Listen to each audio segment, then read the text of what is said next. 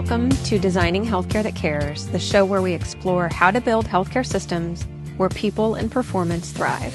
I'm your host, Dr. Laura Suttin, a physician, coach, and healthcare leader who believes that human flourishing and organizational excellence go hand in hand. Each week, I talk with leaders, change makers, and innovators about how to shift culture, lead with purpose, and tackle the root causes of burnout. Because when healthcare works for the people in it, everyone wins. Welcome to the Designing Healthcare That Cares podcast. I'm super excited to have our guest on today. Dr. Julie Siemers is a nurse, educator, and founder of LifeBeat Solutions with over 45 years of experience dedicated to preventing harm in healthcare. Through LifeBeat Solutions, she provides education and practical tools that empower patients and families to stay safe in the hospital. Her work focuses on helping people understand how to speak up, ask the right questions, and recognize early signs of trouble. Dr. Siemers believes safety should be a shared responsibility, and her mission is to make healthcare safer, one conversation, one family, one life at a time. Welcome to the show, Julie. Thank you for having me. Yeah, so good to talk to you. I definitely want to dive into all your philosophy on patient safety because, again, when I saw your profile and looking at your website, definitely I share in a lot of that passion. So I feel like I could talk about that for a very long time. How did you get started? I know you were an ICU nurse. Tell us about your background and what got you to where you are now. Yeah, so I started in nursing school right after high school and did bedside, for about 30 years. And then when I went into nursing education in 2009, I started researching for my master's thesis, and then I carried that into my doctoral project about patient safety because the more I researched and found, I was just shocked. I was, like I said, already a nurse for so long. And I thought, why don't we know about this? Why don't we talk about this? There is no transparency around patient safety. And so I've approached it from two different ways. Those years since I've been researching is trying to educate nursing students on what to watch for, what to look for. We don't teach a topic called failure to rescue, but it's in the literature, and it's about recognizing patient deterioration early. So I wrote my book about that to help patients and their families, but realized too, we need to empower patients and families. We need to empower them with the information and the education to know that they have to speak up because healthcare is not safe. Yeah, thanks for sharing that. And just want to really highlight what you said about how there's such a lack of transparency in this in the healthcare. And I'm a physician still practicing, and it's staggering how little we talk about this in the physician space. At least there's a kind of an overarching ethos in physicians is, well, I don't make mistakes, and I'm a primary care physician too. And I think, at least when I was in training, the emphasis on patient safety was more around the procedural side, the operative side. Right. Don't Right. cut off the wrong foot. Those types of things still happens. And so I just really want to echo that and call attention to the fact that there are still so many errors that are occurring and they're underreported. And I want to hear from you about that too. When I was an executive in a leadership role, part of my job was reducing patient harm, mostly in the outpatient setting. We had clinics. We didn't have any hospitals or surgery centers. But how do we reduce patient harm within our clinics? So looking at things like medication errors, wrong immunization given, wrong injection given, wrong dosage, that type of thing. And we just found that, and this is prevalent across healthcare, is a lack of reporting and lack of psychological safety in and of itself, and feeling safe to report. People feeling like, well, what's done is done. I can't change it by reporting it. And so I want to hear your thoughts on that philosophy and how your work helps to shift some of that. Yeah. Well, one of the things I found in the research is that the earliest that I could find was in 1955 in JAMA, Journal of American Medical Association, where it said the most common thing that happens to patients in the hospital is harm. I'm like, we've been battling this. I mean, that was 70 years ago, right? So why aren't we making a dent in the impact? And one thing I want to call out is, yes, we are human and human makes mistakes, but it's the system's errors. And as you said, that goes back to the lack of transparency. And I always bring up this example because it's such a great one. Several years ago, when the nurse at the Vanderbilt Hospital gave the wrong medication and it ended up the patient lost her life. And they tried to make it go away, sweep it under the carpet, fired the nurse, settled with the family. But what they found when the anonymous tip came in is that they did the root cause analysis as they should have anyway, but they found over 10 major systems errors that any one of those, if it had been implemented, would have stopped, this patient's death. Yeah. And so when we don't share things, and I'll just give you one example, the hospital did not have a policy for monitoring patients that receive Versed. And even though that's not the medication the patient did get, if it was, they would have monitored her during this 30-minute CT scan and would have noticed the drop in her stats and her heart rate and blood pressure, et cetera. So that's an example that I think we can all take a lesson from. The reason that we do need transparency, and this isn't to blame, but it's to fix. Yeah. Yeah. The example that comes to mind as you share that is it made headlines because it affected a celebrity. When Dennis Quaid's twins were given an inadvertent wrong dose of heparin. As far as I know, his twins are doing fine. And when that happened, I remember hearing in the public, how could this happen? That nurse needs to be fired and all of these types of things. And as somebody who has expertise in that field, it's okay, wait, we need to back up. We need to understand what were the systems errors that led to that. Maybe she was working on 14 hours, or she was doing a double shift, or maybe the dosages were mislabeled, or whatever that looks like, the lookalike, sound alike, all these types of things. So as tragic as that was and other high profile cases are, it does bring attention to the fact that these errors are way more common than we realize. Yeah. And I'm not trying to call this out to put blame, but I want to bring the heart back to healthcare, meaning that as nurses and doctors, that patient in the bed that we may dismiss their symptoms or not communicate with the family or whatever area that contributes to patient harm, that could be our family member someday, because all those patients are someone's family member. Yeah. When you say that, what comes to mind for me is my dad had a knee replacement 10, 15 years ago. I don't remember exactly when, but he was an accountant and he loved to label everything. On his label maker, he made a label and put it on the opposite knee, wrong knee, because he didn't want them to. And I recently had foot surgery too. And when surgeon anesthesiologist came in and put in Sharpie, wrote on the foot. Yep. And my husband was laughing and I was like, I'm really glad they did that, because I'm not going to go in and trust them and all of that. But as a patient, I want to hear from your experience too and your work. We need patients and families to be empowered. I know that's a lot of your work as well, because when we have that recognition of how these errors can occur, then we're less likely to get annoyed when somebody asks us our name and date of birth for the fourth time. And we're grateful for it because it means they're doing their due diligence and they're making sure that they're not an error in place. So how do you bring in patients and their families in the process? I think awareness is number one, and that they've got to be, my message is always, you have to be an active participant in your own healthcare and that of your family. Passively sitting in the corner and just saying, okay, well, the doctor went to medical school for so many years, and assuming they don't make mistakes. And same with the nurse. They've been, went to school for 4 years or whatever it is.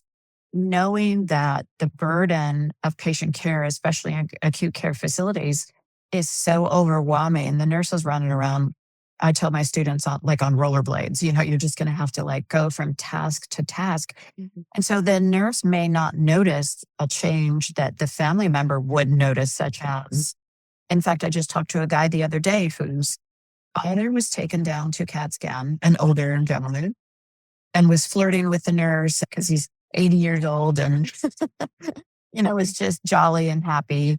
He went later to pick him up, not that long, maybe 45 minutes to an hour later to pick him up. And luckily it was the same nurse. And he was barely talking to her.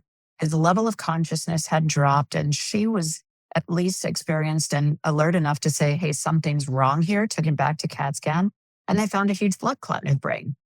And so if she would have assumed he's 80 years old, he's always like this, and he isn't. And so those cognitive biases we have and those assumptions really contribute to the potential harm that can happen. So when families feel safe to speak up and say, hey, something's not right here. And I teach the cuss words: concerned, uncomfortable, scared, and a safety issue. And if we as providers can listen and not dismiss and say, oh, this is pretty normal after surgery, and not listen and really do a little bit deeper assessment, then we're part of the problem too. Yeah, I hear that. And I personally appreciate, I started practicing many years ago when the patients were much more likely to just, whatever you say, doc. And I think we're moving away from that generation. Patients are much more informed. I worked with a lot of geriatric elderly patients. If they weren't informed, their children or their grandchildren were informed. And of course, now with AI and how much information is out there, it's pretty rare to find somebody who hasn't explored something about their diagnosis or treatment plan or medication or something online, whether that's a Yeah. reputable source or not.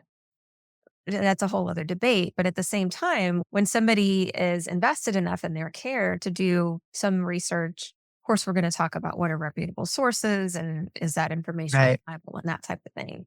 But I'd much rather have somebody come to me and have that advocacy for themselves and their family members than somebody who just, okay, like you said, whatever you say, you're the doctor, you're the nurse. Not that I Yeah. don't trust you, but I'm going to be as equal a participant in my care as Yeah. the team that's delivering the care. Yeah.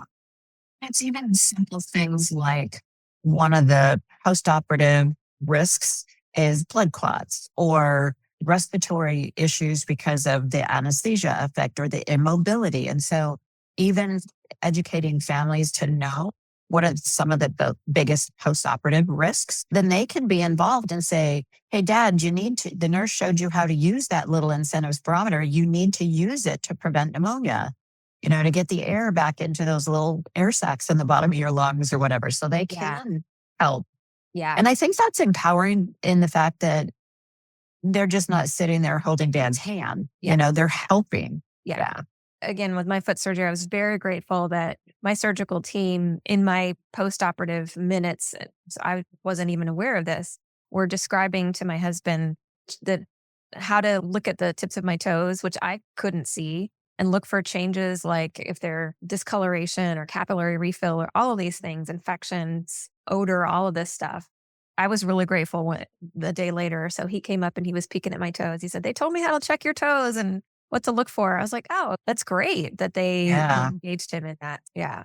That's hugely important, especially as patients are being discharged from the hospital. I heard at a patient safety conference, about a year ago now, that they were sending home total hip replacements and knee replacements the same day of surgery. I'm like, oh my goodness. Yeah, mind blowing. I think, like we said, there's risks of being in the hospital. I think from our patients that are receiving these procedures are typically older patients and probably expecting a 3-day stay. And so to share with them, no, you can go home and you can walk on this joint the same day, it is a big shift.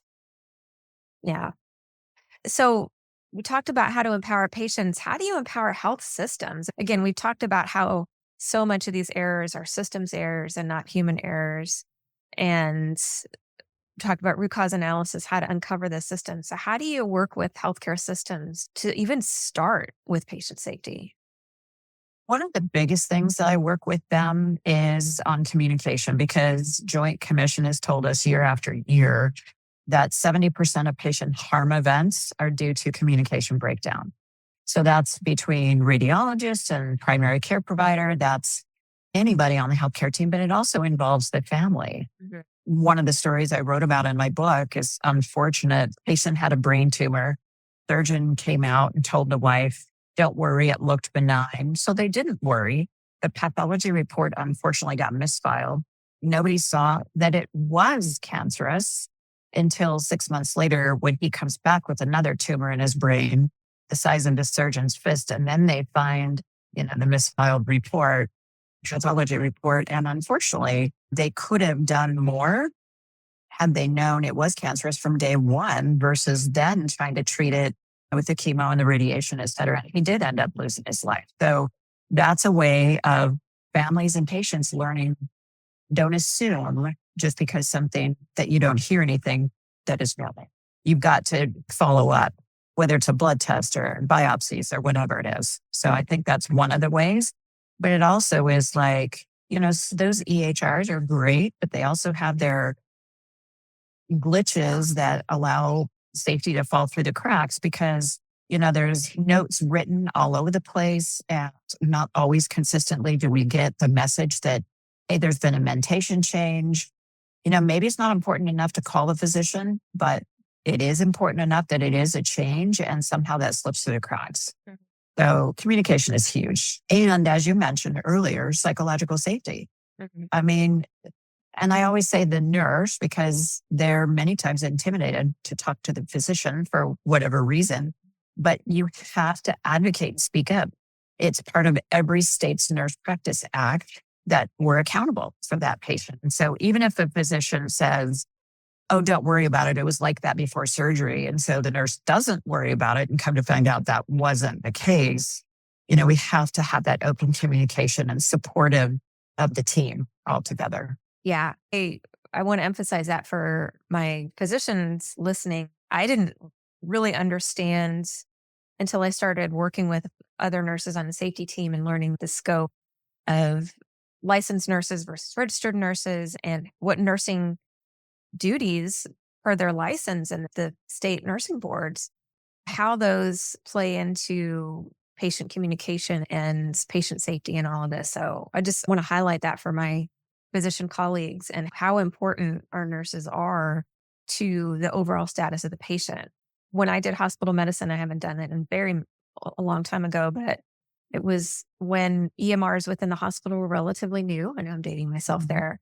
And I found that I missed that communication with the nurse because I was so used to in my training chatting with the nurse every single day about the patient. And so I thought this isn't required as part of my job, but I'm going to make a point, check in with the Yeah. nurse. I was doing clinic at the time. So usually I was there when the night nurse was still on. So talk with the night nurse. If I can, chat with the day shift nurse about what's going on, give them my cell phone number, just keep those lines of communication open. I didn't ever want them to feel like they couldn't come to me with a question or a change in the patient status or make them feel, like you said, like, oh, well, he was like that before, because recognizing that every member of the team sees a different part of the patient. Yeah. I always say to the students or any nurse, honestly, that I'm working with, is that you're with the patient usually in acute care 12 hours. When the physician comes in, they do what they need to do. They look at all the data, they talk to the patient for a few minutes, and they're out because they've got a lot of work to do. And so it really is important that you report any of those changes that can indicate the beginning of patient deterioration or changes that we need to look deeper at, right? Yeah. And that's going to help with patient trust as well. Mhm. If they're communicating with a nursing staff member or another staff member, even if it's a transport or somebody who's not necessarily clinical, they assume that information is getting passed along. And when it's not, that trust can break down very quickly and is very difficult to build back up. Yeah, and that's another thing that I tell patients and families is a really good thing to do is bring a notebook because we speak a different language. If the doctor comes in and says, yeah, your mom's got congestive heart failure, we're doing an echocardiogram and we're going to diurese her and blah, blah, blah. The family member is like, it was all Greek, Yeah. right? Yeah. And because of how hospitalists can come be on shift or duty one day and it's somebody else the next day, I just say write down things, Yeah. write down your questions and prioritize and then just, bring those up. Hey, I thought you might want to know the doctor yesterday said this. Is that old information or now we're doing something different? And just be involved, engaged. Yeah. Yeah. Even something simple, it's simple for physicians to say, well, oh, your test results were negative. That's a good thing typically in our world, but patients hear negative and they think bad. So explaining what does that mean, something that we might not even think of that needs translation or explanation. Yeah, true. Yeah. Good point. Yeah. So you mentioned communication. I want to get back to how health systems can get started. What are some other things that health systems like bare minimum, what do they need to have in place or begin to do to recognize how important this is? I had a graduate student a couple of years ago who had got moved into the ER charge nurse role pretty quickly. And it was interesting. She said, I just need to tell you about this because she knows I teach about failure to rescue and looking at signs of deterioration and noticing what those are. And it's not like there's 100 of them you have to memorize. It really is kind of basic. Vital signs, trends, and change in respiratory rate is really the earliest and most sensitive indicator of patient deterioration. But she says, we've had a lot at that hospital system, a lot of unexplained or unanticipated is probably the better word, cardiac arrests. And our hospital wants all the critical care nurses to now take ACLS every 3 months instead of every 2 years, and everybody else take BLS every 3 months. And I'm like, it's not a crash cart, how do I use a defibrillator problem? Or where's the epi in the crash cart? It is lack of recognition that we need to get ahead of. And so I think that's an example of you got to talk to the front lines. You just can't make these executive decisions in a boardroom and say, well, we've got a lot of patients that died that shouldn't have. And, make I call it silly little change in policy that's not even meeting the mark. Yeah. Oh, that's such a great example is trying to solve a problem at the back end, maybe looking like, okay, we did something about it. We checked that box. We addressed it. This is what we're doing to resolve it rather than actually trying to understand, well, what if we could stop that cardiac arrest from occurring in the first place? Yeah, it's interesting. There was a study out a few years ago that talked about the average spend of an acute care facility annually on patient harm was 13 to 15% of their annual operating income. So I thought when I was in Austin, last year, I thought, oh, well, let me just look up one of the local mid-sized hospitals because I have no idea what an average operating income is. And this hospital was 88 million. And I said, all right, so let's go conservative and say they only spend 10%. That's almost $9 million that they spent on patient harm, which I'm sure what falls in that bucket is not just lawsuits that they had to settle for, wrongful death or negligence or malpractice, but also missing when a patient ends up with pneumonia and goes to the ICU postoperatively that shouldn't have. What can we do to mitigate that? What did we miss in recognizing that onset of pneumonia early? And so I think it's a lot of opportunity to take a little bit deeper dive into how are we as a healthcare system even operating? What are our priorities and where are we putting resources that could be? I know staffing is another big problem because obviously a CFO is going to say staffing is the largest expenditure for most hospitals. And I think if they would just take a look and say, let's just say we spent another $1 million on staffing and had better ratios, what would our patient outcomes look like? What would our leapfrog scores look like? And our CMS stars, what would that look like? Yeah. If we put resources in the right place? Yeah. And how much easier would it be for us to prepare for our joint commission cycles? 100%. Yeah. Again, one of my roles in our health system, we were the first and only at the time joint commission accredited for ambulatory care and patient-centered medical home certification. And so my team helped to lead that effort. And it was a very steep learning curve, but I'm really proud of the work that we did. So I know how difficult that is. And I know how much work it takes. And you started to touch on it, but I'd love to hear your take on a healthcare executive who might be thinking, I don't have time to go back and re-examine why an incident occurred. It occurred now with damage control. We don't have time to go back and figure out why it happened.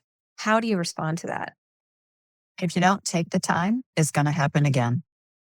It truly will, because again, as a systems error, that Swiss cheese model, it's going to line up to where that error occurs. It might not be next week, but if you don't solve, for example, going back to let's have a policy for monitoring every patient that gets versed, that should be done. Yes, it takes a little bit of time and energy to do it, but now you potentially prevent another patient harm event. I mean, time is relative. If we fix things and we're more efficient and effective in what we do, then we don't have to, and I'll just add to that, shortcuts are what contributes to harm. Yeah. If it's a nurse not asking the patient, hey, do you have any medication or allergies? And because they don't have a band on, we still should ask that question. And maybe this time he says, yeah, to penicillin or to morphine or whatever. And that, oh, that's not in your chart, type of thing. So, Yeah. Well, it's so wonderful to talk to you. This is such a big passion of mine, and I love the work that you're doing. How can our listeners find you if they're interested in learning more about you and what you do? Yeah, my website is drjuliesiemers.com, and my social media is the same. So I do a lot of patient family education on TikTok and Instagram. And on my website, I've got the courses I've done for nurses. There's a link to LifeBeat Solutions that has its own website too. But the book that I wrote, Surviving Your Hospital Stay, I write blogs that are on my website too that people can read about what is it that I should be looking at when my dad's in the hospital. And I have a lot of ebooks too. So I just continue doing what I'm doing. But please, anybody reach out if you've got questions or how do I deal with this? I'm also creating, it's an app of courses for patients and families. If they want to take a little bit deeper dive into, hey, my dad's having surgery. What do I need to know? And I've got safety checklists and all that kind of thing. So yeah, that's great. We'll put all that in the show notes. Awesome. Thank you so much for being here. So great to talk to you. Thank you. I appreciate you sharing this really important message out there because I think when patients and families understand they have a voice and they should use it, and that's what my TEDx talk was about, honestly, is building that bridge between patients and families and the healthcare team. And I think that is going to move the needle. And that's my purpose. I love it. Thank you. All right. Take care. You too. Thanks for listening to Designing Healthcare That Cares.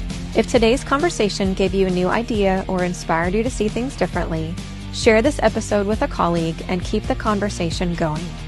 And if you're ready to take the next step in building a thriving healthcare culture, you can find resources and ways to connect with me at drlaurasuttin.com.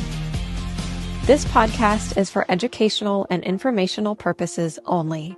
It is not medical advice, and it should not replace care from a qualified healthcare provider. Always seek the guidance of your physician or other qualified professional for any medical questions or decisions.